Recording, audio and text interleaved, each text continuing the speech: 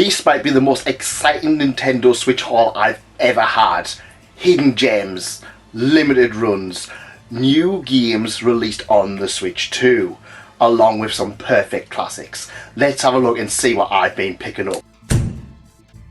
So the first title is an absolutely nostalgic gem for me, and that is Rollercoaster Tycoon 3 Complete Edition. Now this did have a limited run release last year, but this is the standard release, and it's a physical version of Rollercoaster Tycoon 3 in this day and age. And this comes on the back of what we had last year with the Rollercoaster Tycoon Classic 1. Honestly, I like this one more. I love the aspect of this, but Rollercoaster Tycoon 3, this was my childhood. And speaking of childhood, the next game is one that was not part of my childhood, but is probably part of your childhood, and that is Sonic Origins Plus. Now this is, well, this was a collector's kind of edition that is basically a lot of the original Sonic games. Now I didn't grow up with Sonic. Sonic was one that I experienced via the GameCube, and it's a franchise that, while I went back and played the original ones, it's not nearly as beloved as, say, Super Mario. But I'm going to be willing to guess that for a lot of you guys, this one is a gem for you, and it's nice to just have them all playable on the Nintendo Switch in some form. Now from what I understand, they did change a few things around. I know there was some controversy about the music, but you know what, this is somewhat collectors. It's got new characters. It was about 10 quid, and as I always keep saying, a 10 quid game is always something worth picking up on the Nintendo Switch if it's something interesting or good. And then this one turned up. Now I had a little excursion onto eBay, and in a moment of weakness I picked up two limited run games. The first of which being Blossom Tales 2. Now the first Blossom Tales was a hidden gem in my opinion. It was very much a Zelda clone in its own little style, and Blossom Tales 2 is very much the same. So this is essentially a Zelda clone, but it does its own little spin on things. So this is about a young girl named Blossom who is the star of a bedtime story. And what you'll have is, you know, your usual Zelda dungeons, your usual Zelda kind of weapons, but the little bit of twist here is that the story will keep getting changed as and when the grandpa reads it back, and the granddaughter and the grandson keep putting in their own ideas, their own little spin-off things, which does change things. You get like different encounters, you even get different items and weapons at some point. This is a title that I don't hear enough people talking about, but it's one, if you are a fan of classic 2D Zelda, especially stuff like Link to the Past and Link's Awakening, you need to try it. I'm going to be absolutely honest, it doesn't hold up as nearly as well as them. It does feel a little bit slightly generic and somewhat forgettable, but I think if you are hankering for classic Zelda, this one, the first one, needs to be on your list. And yeah, I was looking with getting this one. The first one is expensive to get physical. Another title that I picked up was in the same vein, again eBay. I saw this one and I had to get it, and it's one that I really enjoyed on the Wii U era, and that is Mighty Switch Force. Now this is the Mighty Switch Force collection. This is both Mighty Switch Force 1 and 2 along with the remake of 1, and it's called Mighty Switch Force Academy. And that's basically like a multiplayer game. Basically you're getting 1 and 2 with a few little extra things. At least that's the way I've kind of worked it out. But this is a really fantastic game. This is like a puzzle game in which you play as, the first one you play as a police girl who has got to collect some criminals, and in the second one you're a firefighter who's got to save the criminal girls. Yeah, it's Way Forward who did Shantae. It's very much the same style, but it's a puzzle game at heart, along with being a platformer. You use these little switches to kind of navigate around and defeat enemies and do different things. It's always one that I've always got time for to sit down and play. But yeah, I'm absolutely chuffed to bits to get this one and this one at good prices as well. They were absolute bargains for what I paid. So while we're talking about limited run, let's talk about another one that turned up, and this was one that I was a little bit annoyed with having to go the limited run route for, and that title is Ys versus Trails in the Sky Alternative Saga. Now, you guys know me, you know the channel by now. I'm an absolute huge fan of the Trails of series. The Ys series I do enjoy, I just haven't had the time to really delve into anything beyond the 8th and 9th installment. But the fact that we were getting another Trails game, Ys versus Trails in the Sky, I had to pick it up. This is a fighting game that was originally, I believe, on the PSP, and they re-released as a full Nintendo Switch, I believe. I think it's on PlayStation as well. Release, and annoyingly it went the limited run route. With it being a bit more of an obscure one, I know Trails in the Sky was limited run for America, but we did get a physical release over in the UK. And so this one being a more obscure release, I was like, oh, you know what? I want it for the collection, but it's going to be one that I can't see them really doing its own release. But at the end of the day, it's one of those ones, I had the money, it was limited run, I've got the limited run version, should a normal release ever come out. But it's one I'm looking forward to delving more into. Now we've talked about limited run games, let's talk about a normal basic game that you can find on shelves, and it's another one that I think might be a little bit, I wouldn't say a hidden gem, but it's going to be one that I think might be a little bit underrated. And I was playing this and had an absolute blast of a time. That title is Tower and the Guardians of the Sacred Tree. Now, I did come across this in a game hunt a few months ago. I believe it was in game, and I think it was like full price. This was like, I think it was about $15.99, so it was a bit of a bargain. And you guys, you've seen Trails and stuff like that. I am a huge sucker for anime-based visuals, and this one, the visuals are absolutely lovely. Now, this is a roguelike type game, and it's interesting. You play as Tower, and you've got these guardians who basically are like the combat, and she's like the support. And the roguelike is quite difficult to get into.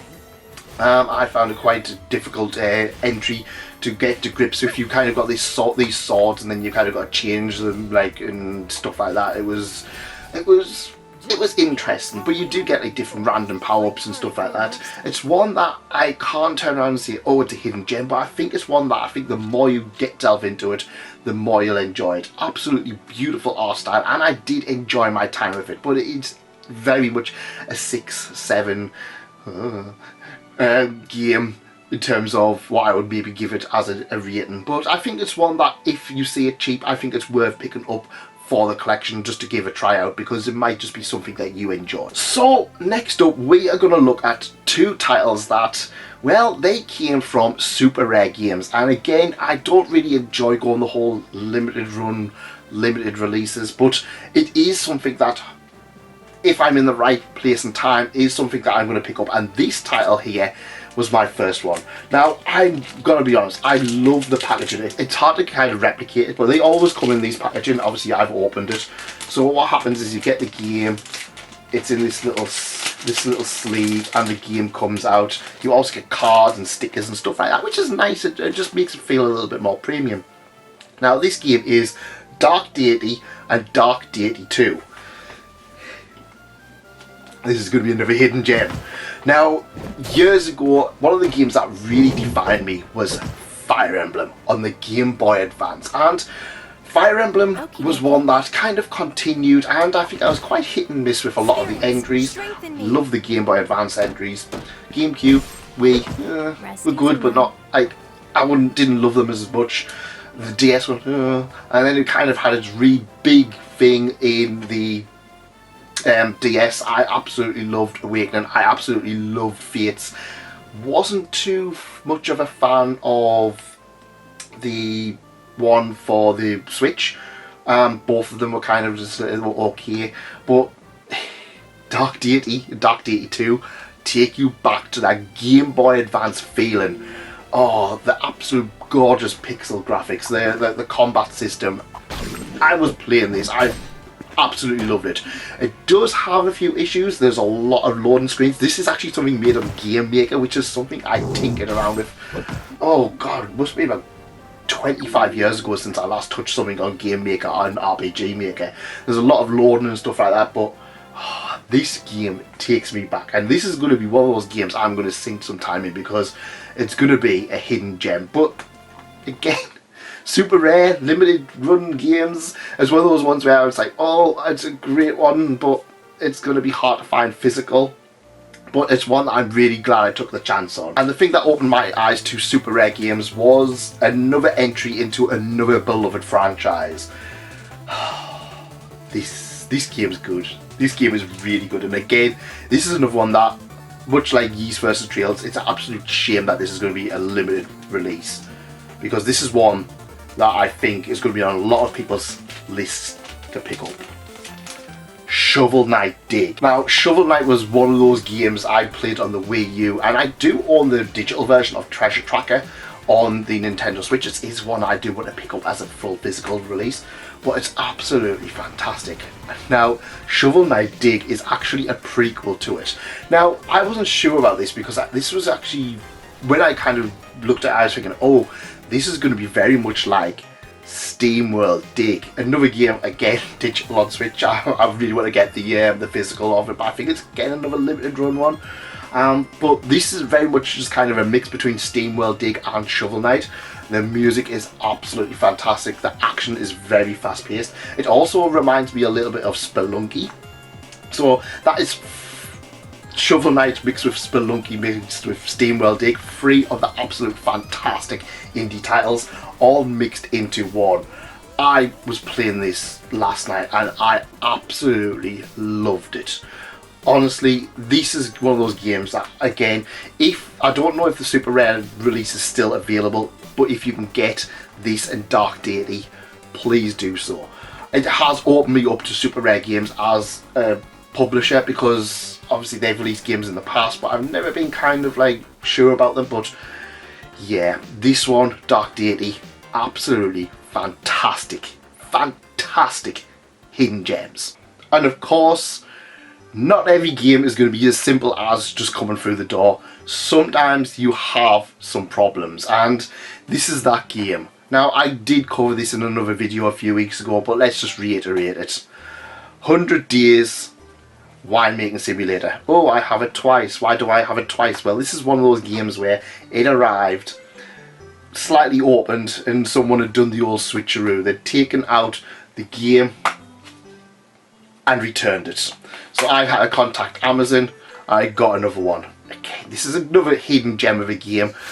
You know what, I want to do another video that is going to be hidden gem games, and I'm thinking there's so many Switch games, and this is what makes the Switch so exciting to collect for. Honestly, I'm still finding, I must be nearly 300 games in, and I'm still finding hidden gem after hidden gem after hidden gem. And there's not many other consoles that I can safely say does the same. The Switch has easily become my favourite, and probably the last really great console to collect for, argumentally. That's simply because it's just got such a fantastic lineup of hidden gems, games that people just wouldn't bother. And 100 Days Winemaking Simulator is another one.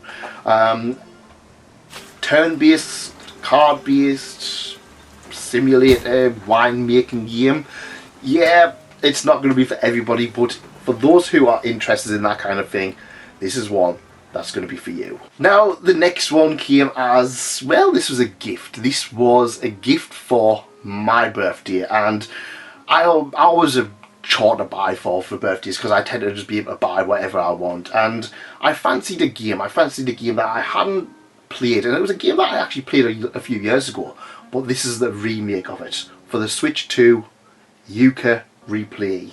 Now, Yooka-Replaylee takes you back to the whole 3D platformers of the N64 era, an era that you guys are already well aware that I absolutely love. And this one was okay. It was a weird one. Yooka-Laylee was one of those ones where I was just like, it's good, but it just kind of felt a little bit flat. I don't know what it was. It was one of those games I played and then I just never returned to. Yooka-Replaylee is a remake of that game, and they have done a lot to kind of improve it. But again, I don't know what it is. This was the same I had with Blossom Tales 2. It's like I was really enjoying it, I stopped playing it, and then I just had no urgency to go back to it. It's one that I'm going to sink plenty more time into because I am hankering for another 3D platformer. But it's also one that I think takes enough from like Banjo-Kazooie, Mario 64, but doesn't really do enough of its own thing. It's got plenty of mini games and stuff like that, but I don't know, I just kind of felt I was getting quite frustrated with the game quite often. But it's one that, again, I'm going to try more of. What do you guys think? Do you like this one or do you like the original version? Because I know it is a game that is very divided. So yeah, there we go. Plenty of games for the Nintendo Switch, and honestly, I'm going to see it, and I've said it before and I've said it again, the Nintendo Switch has probably been the most exciting console I've collected for. I think it helps the fact that you can play a lot of these games handheld, so you can have that little 30 minutes, an hour, just to sink in of playing games. And the fact that it's still getting so many fantastic releases, even in this late stage, it says something about the longevity of the console. Honestly, it's one of those ones where, in an era where we kind of, things aren't on cards, we're getting game key cards, we're getting digital downloads, stuff like the stuff the game has to be installed on just to be able to run it properly. I'm genuinely thinking that the Nintendo Switch might be the last absolutely fantastic console to collect for. But I'm excited for the world to prove me wrong on that. Absolutely fantastic releases, hidden gems, everything. And if you like this kind of content, leave a like and consider subscribing. And I think it's about time we go on another Switch hunt. It's been a while. I think it's time we start looking for Switch games again, because this thing is absolutely fantastic.